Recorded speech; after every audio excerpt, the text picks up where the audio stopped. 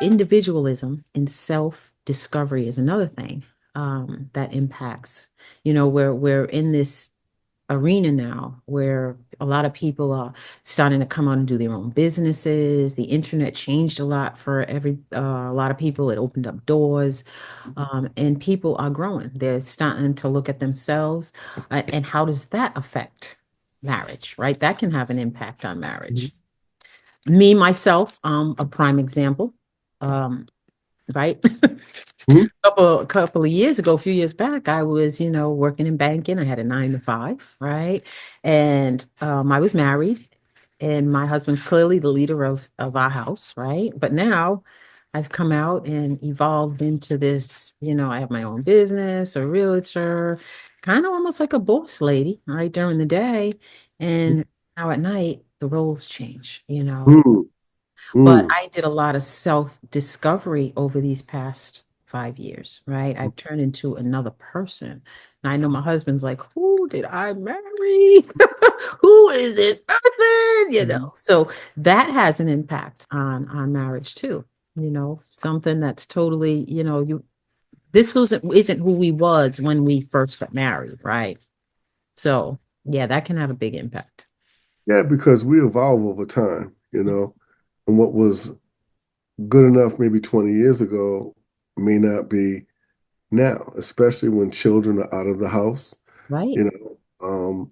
And now you're starting to say, okay, besides me being a mom or perhaps a husband or a wife, how can I, as an individual, get to the point where I'm able to accomplish some of the goals I want to accomplish, Right. And I think one of the things is that um, I think talking about it, ahead of time, Mhm. and really have coming into agreement, um, I think is really important, but also supporting the person and knowing that people want to be able to, especially in today's modern times, both men and women want to be able to have lives where they feel fulfilled, you Right. know, Right.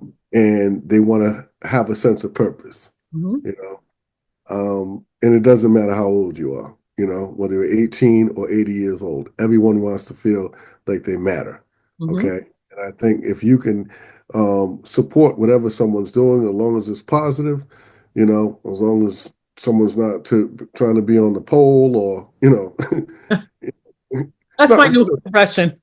no, but I'm serious. As long as it's reasonable, and it's not taking away from the family, it's not getting to the point where you're seeing undue or unnecessary stress, uh, or undue burden on that person, then yeah, I think for the most part, we should be supportive of our individual goals and then be able to come together. And this is not just in a marriage, but also any relationship. Where you're a couple, you're trying to grow together because keep in mind, and we talked about this earlier, traditional marriage is not for everybody. Right. Not everybody is interested in marriage.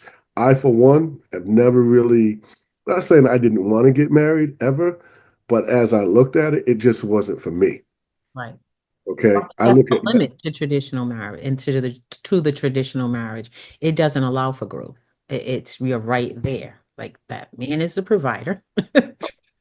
I think And maybe it's my perception of it, but that's how I see that traditional I, marriage. I'm thinking of the Joan Cleavers, No, that type of I think it does. What I don't think a traditional marriage is really for is for a career woman. I think that when you're someone who's looking to have a career where the majority of your time is taken away from the household, away from the husband, and he no longer sees you as what they call a helpmate, okay?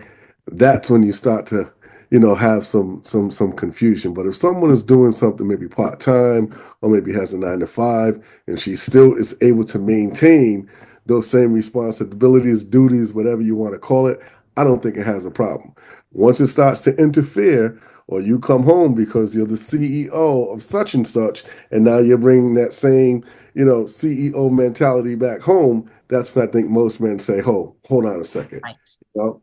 And women have to be careful with that, And if you're in that traditional relationship, because that's a challenge for me. I have to really watch myself and check myself coming in the door.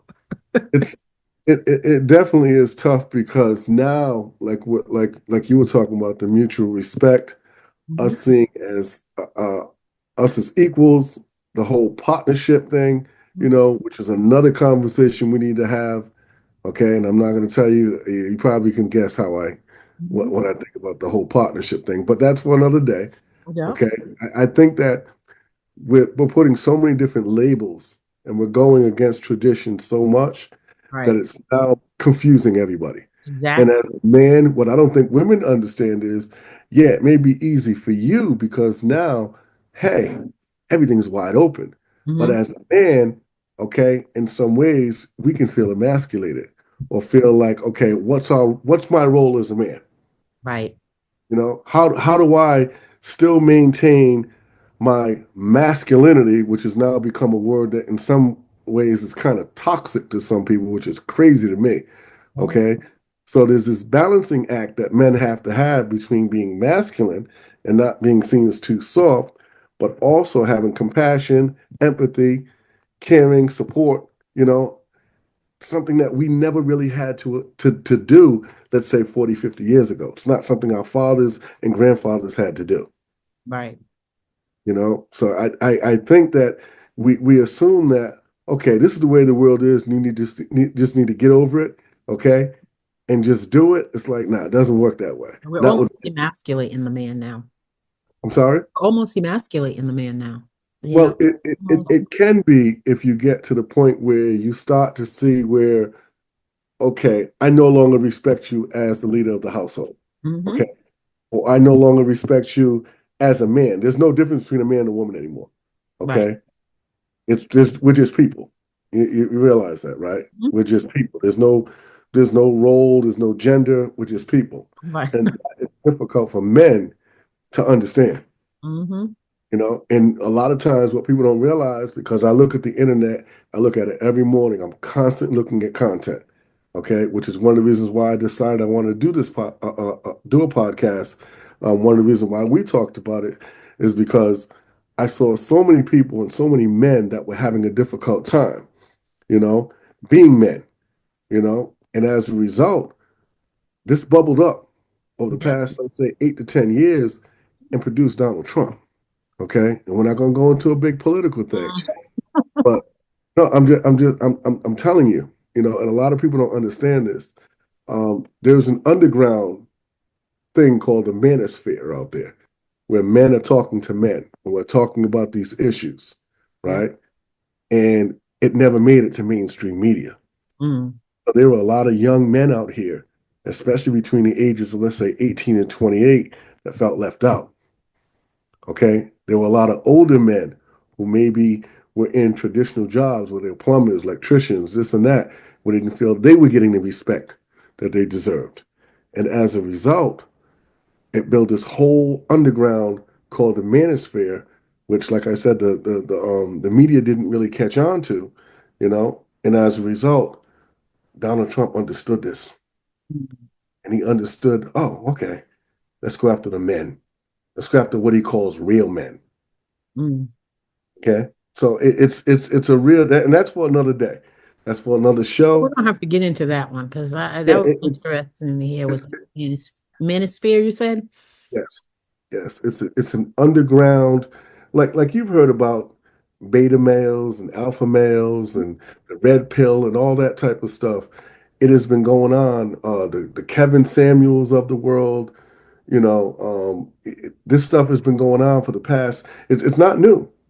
This is 20 years. This is 20 years. And it's become increasingly more popular. Let's say over the past, let's say 5 or 10 years, especially during the pandemic, when we had a lot of time to listen to a lot of content. You know, a lot of young men and men that felt left out were gravitating towards this manosphere, Hmm. and they were starting to develop their own philosophies of what life should be and how they're being cheated and they're being mistreated, and it really you wasn't going to see this on The View. And if you Mm, did see it on The View, they talked about it for a minute. It was probably negative, and they moved forward, not realizing this is a real issue in problem. this country, Yeah. huh? This is a problem. Yeah, Mm, and it wasn't just white men, black men, Hispanic men, Asian men. It really created some issues. And be honest with you, there were some women too who maybe had some traditional values who felt, who kind of sided with those men, mm, and that's why when you look at, if you go look at the numbers, and I have a chart for it too about who voted for who in the last election, okay? And we now know that I believe more than 50% of white women voted for Donald Trump, mhm, okay? Along with more than 50% of white men. Why? Because a lot of them sided with him. But also, we had a huge increase in black men.